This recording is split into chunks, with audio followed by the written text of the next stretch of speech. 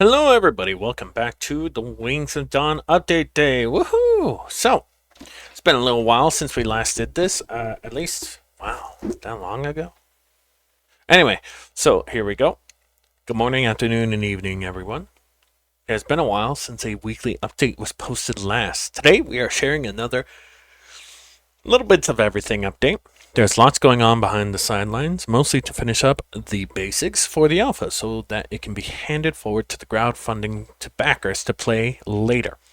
So for now, please enjoy little bits of everything from every field of our hardworking development team. New flora concept art. Unnamed acidic mushroom. Nika has been working on some new flora art. This mushroom is as non-edible as it looks. Eating it would not end well for most of the creatures, except for acidic dragons, who can enjoy this semi-transparent, gelatinous mushroom. While everyone else would experience discomfort and a horrible taste in their mouth and throat, acidic dragons can use these mushrooms to refill small amounts of their bile. Top view, goo. Get to see more goo right here. Front view, side view. Kind of looks like a pancake. New flora concept art. Chalice mushroom. Chalice mushroom may look repulsive and toxic, but it is one of the edible fungi. They grow in the temperate forests of Valeria. Thanks to their size, around 1.3 meters tall, they are a great source of food. Players can find it during summer and autumn. Top view is hollow. Inside the stem, grows in groups in the front view. Yeah, it really does look like a chalice. Maybe water collects inside and people can get food and water from it once they eat it. Just my thought process, of course. New work in progress skins. Valad melanistic and nocturnal skins. Sinful has been working on skins for Valad. We have a new melanistic skin and a work in progress pictures for the crowdfunding exclusive nocturnal skin. So we have melanistic.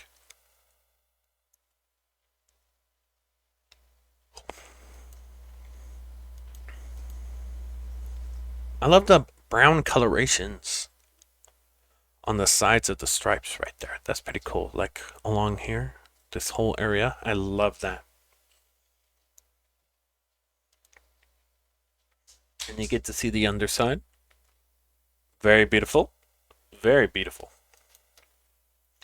Work in progress nocturnal skin for the nocturnal backer skin. Renders in Substance Painter. It looks like a hummingbird. I kind of like it. I love the swirls right here, purple and the orange around it. Very beautiful. Very beautiful on the wings. And you get to see a bottom view. Right here. Very nice. New human climbing mechanic concepts. Our talented Peb, I hope I'm pronouncing that right, has been working with some new concept art for the climbing mechanics. This is something that we have been discussing with our community during our live streams. As stated in the past, armor type will affect the mobility of the human player. Light armor will provide agility and allows climbing, but wearing medium and heavier tier armor, sorry about that, I had to yawn, restricts movement depending on pre-secure routes done by free climbers. So you get the light armor, still provides agility and allows climbing. Wearing medium and heavier tier armor restricts movement depending on pre-secured routes done by free climbers. Directional figure 8 knot, perfect to tie anywhere while hanging. Loop can be used to attach to your belt.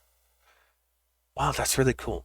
I kind of hope safety first, always use ropes. Yeah, that's a good idea. I kind of hope that you get grappling hooks too. I think that'd be cool. It's also wrapped around the arm. People with light armor can use pittons to attach into walls and help making climbing easier. You'll be able to rest to attach pittons. Wait. I assume that's supposed to be pittons too. To the surface to make sure you ascend will be safe. For this, you will need proper gear, hammers and pittons. Optionally, tools like crampons for safer steps and hooks or mountaineering access. Catching Pitten. Climbing can make you a really easy target. That's pretty funny. Placing multiple pittons close together could increase probability of catching a fall from a greater height. Tools, you get the pittons. You get the weird little thing right here. You get a hook. I love hooks. You also get an axe. Very cool. Reds to attach pittons to the surface to make sure your ascent will be safe. Need proper gear. Hammer and pittons. Optionally, tools like crampons for safer steps, and hooks or mountaineering axes. So I assume people with lighter armors, or no armor at all if you want to be crazy like that, makes you a lot faster. You're able to free climb, attach the pittons. So if you want to invade a castle or someone high up on a mountain, then you have these guys doing, like scouts almost, doing all the work where they attach everything, and then the main force can climb up, but you also have the dragons. That's pretty funny though. I like that. Big fan of these concepts so far. Climbing drains stamina. Remember to take rests to not exhaust yourself too much. Resting enables to look around and check your surroundings. So make sure that the climb path is safe because climbing will leave you vulnerable to attacks. In case you are attacked and lose your footing, short falls will be caught by pittons, but falls from greater height increases the risk of pittons coming loose and falling to your death.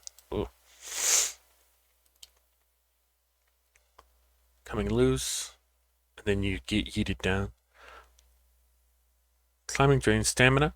Take rest to not exhaust yourself too much. Resting enables to look around and check surroundings. Alright. I wonder if there will be a max weight. Because I know the monitor lizards, I was about to say Komodo dragons, but Komodo dragons are a very specific monitor lizard type. I wonder if the monitor lizards will be able to climb no problem. And scouts could probably ride on their backs and attach the pittons as they go on. I'll check that out in a minute. Work in progress. Human castle base layout concepts. The Terrace has also been working for some ideas and early sketches for different types of rooms and different overall floor plans for castle bases. My thoughts are that the castle bases are preferred to be used by a large team of players. For this building, at least 4 or 5 players. And they're extremely dangerous for dragons, especially to be near due to arsenal and defensive measures. I'm not really overall happy with the current sketch, but I'm starting to finally get an idea of it. This is just one castle building.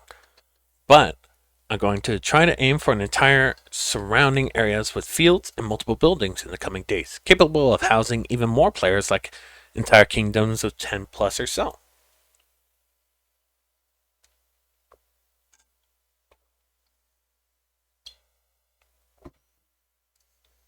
Castle bases have a large upkeep requirement, best used among large groups of 5 plus players at minimum.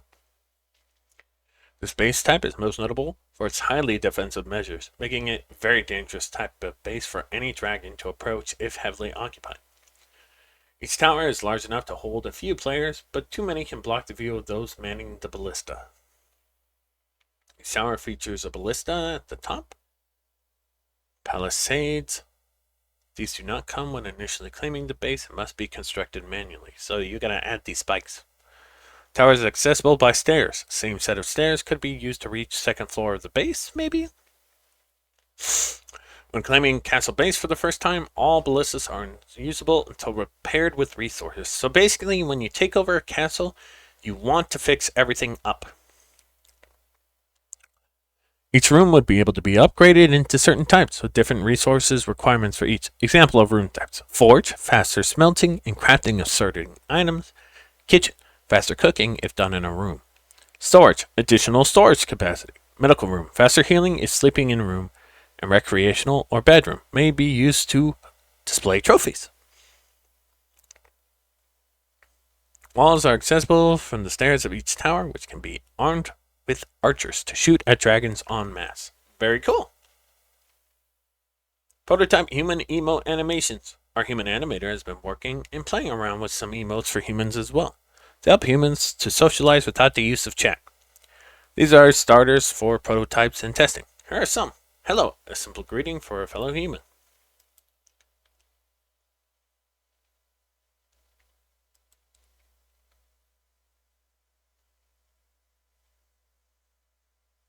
Very cool. Respect. It's a simple bow to show your respect towards one another. Hold on. Alright, play now. Very cool. Point allows you to direct someone's attention to something or someone.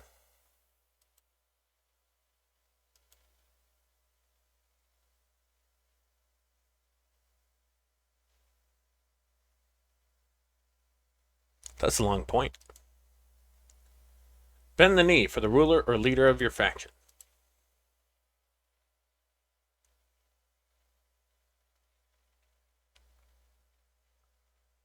I can't wait to knight someone like that. I mean, what? I didn't say that. Progress. PCG Assembly Studies. Now let's switch to PCG and it's learning how to use it. PCG stands for Procedural Content Generation, and a way to make worlds. PCG basically spawns the foliage like the previous system, but it has a few more tricks. One of them are assemblies that are a collection of meshes making up something. For example, here you see trees that have bushes around them, trees and ground patches with foliage on it. The trick here is that these can be randomized, which shortly means that it brings in way more diversity. There are a few assemblies Noah has created. We are only talking forest this time. Alright. So all these are random. You get random bushes, trees, bushes around trees, random little log stuff. Very cool. I'm a big fan of that. Here's a trunk spawned without foliage. Very cool.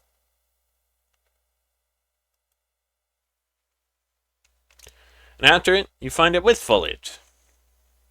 Cool. Kind of reminds me of when dinosaurs roamed America. You know, when the Coelophysis ran across here? Anyway.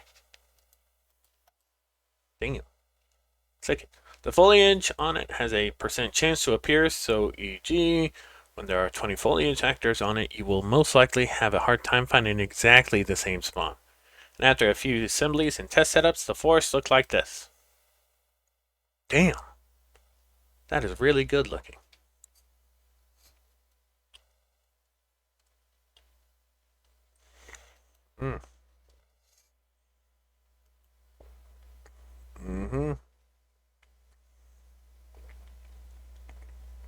I'm a big fan of this so far.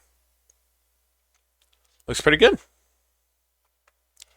Then after setting up a basic layer, you start to tackle more issues like, what about slopes? So slope filters came in and specific settings have been set up to have slope-specific spawns.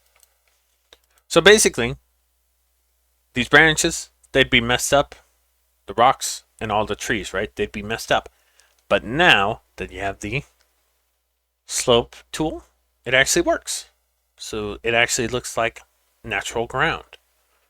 Very cool.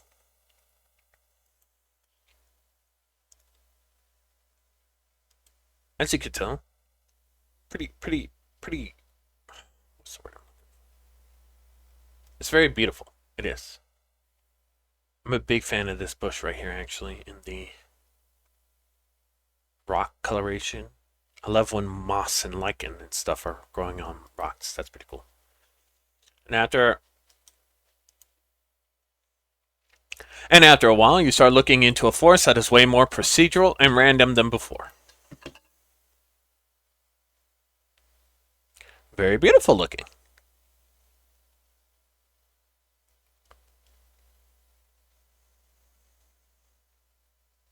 I'm a big fan of all of this. This looks great.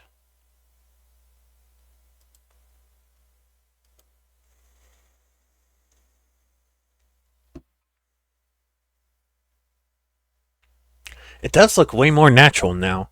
I like this a lot.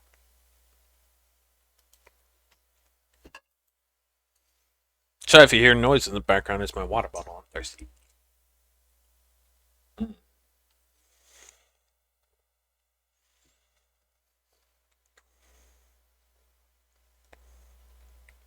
Man, that is quite a sight.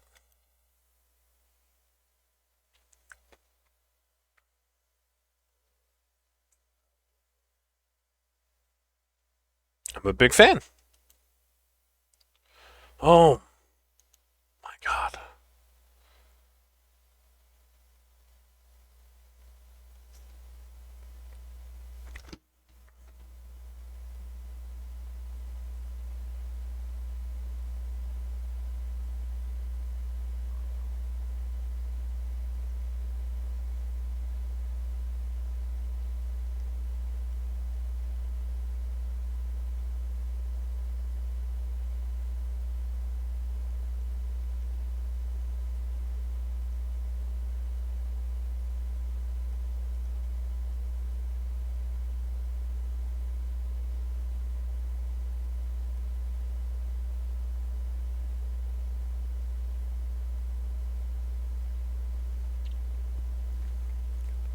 Sorry about that weird cuts. Someone keeps DMing me, so I have to cut that out of the video now.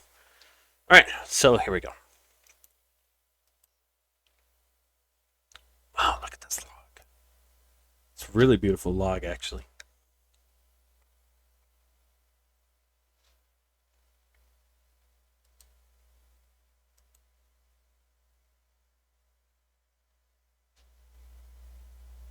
This does feel a lot more natural.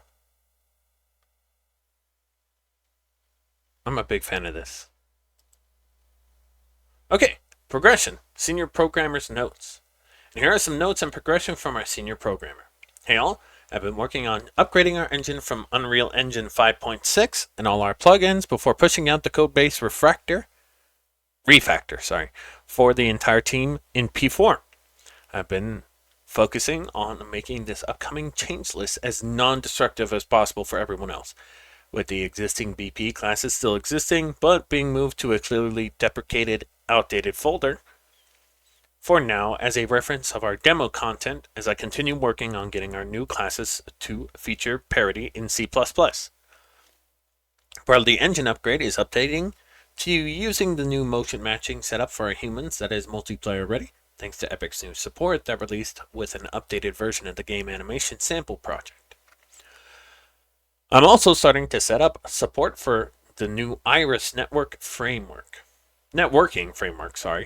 that has gotten some major updates from Epic in 5.6 and adding a flag that we can use in builds to enable this for profiling and comparisons against the older replication framework. This should allow us to scale up to a larger player count without impacting the game's performance. Progression.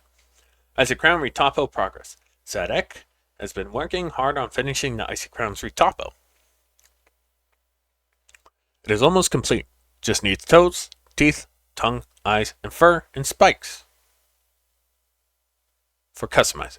Once these are done, Ek can begin relaxing with rigging and animating the new look of the monstrous icy wyvern. Again, I see a Tyrannosaur-like skull right there, and I really like that. I really do. As you can tell, no toes, no tongue, no teeth, no fur, no spikes. Well, kind of spikes, but not like actual spikes. See, no tail spikes. I kind of hope his throat still moves when it emotes and stuff. That would be pretty cool. We get spikes and stuff. Very cool. Spikes on the tail. Fantastic. I love how menacing that looks. If I see that, I'm probably going to poop my pants. Especially when I'm a human. Here's an HP version. I don't know what a health potion has anything to do with this, but, it's a dragon game. Because dragons and... Never mind. Again, I'm a big fan of the new face. I also like that the nose is less spiky. I like that a lot. It looks a lot more natural. I'm a big fan of the almost mane of spikes right here on the edge of the head, on the jawline to the head. Very cool. I'm a big fan. Additionally, we have some more technical information that we know that some people love. Hey, some people, you're getting a shout out now. The base mesh has finished retopology. Next up is creating a layout for the UV map to maximize the detail of both skins and breaking down the details from high res to low res. Note, there are no fur, no horns, or wing spikes in the mesh yet, as those are customizable features.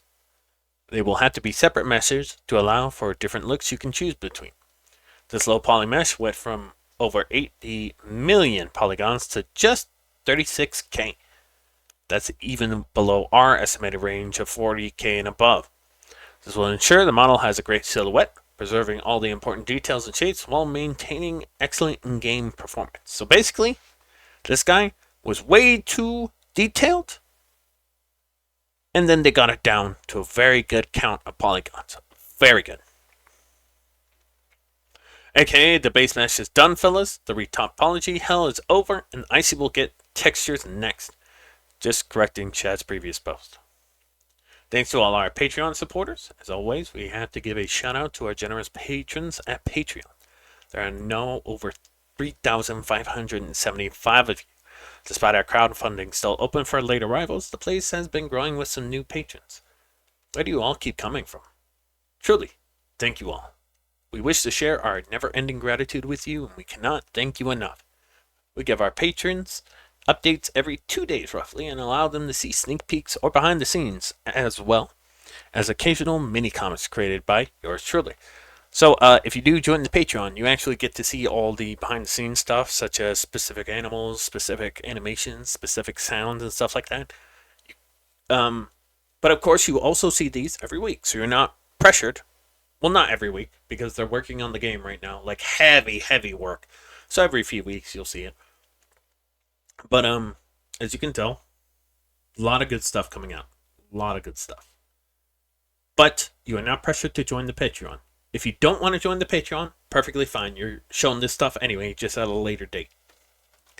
And the Indiegogo campaign is still online. Our Indiegogo campaign is still online thanks to our community's support and boosted us to in-demand feature. We are still growing. We have gone past the 90K and still see new backers appearing on occasion.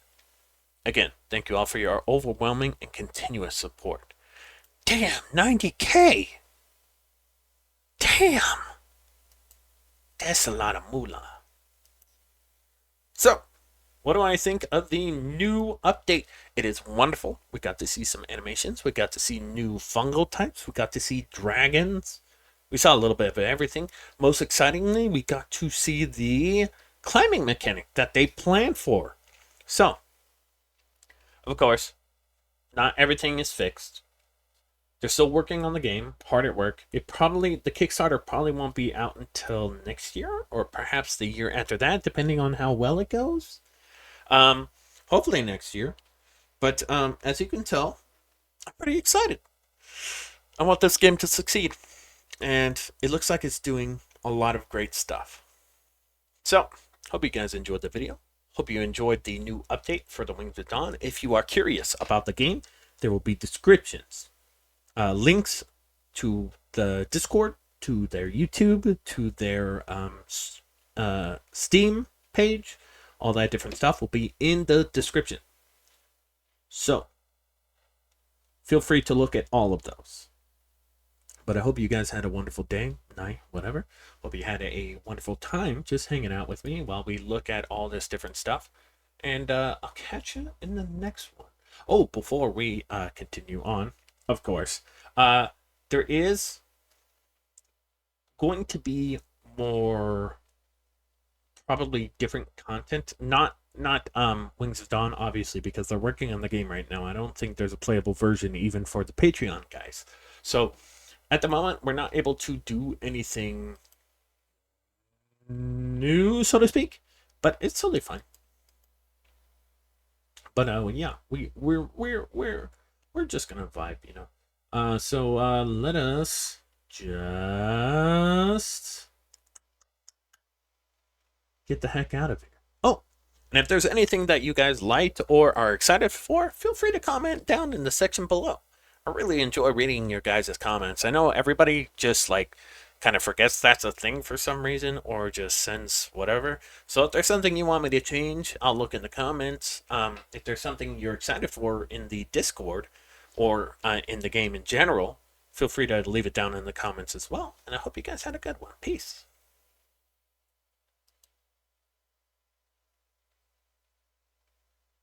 If this would work. It's not working. Ah, there we go.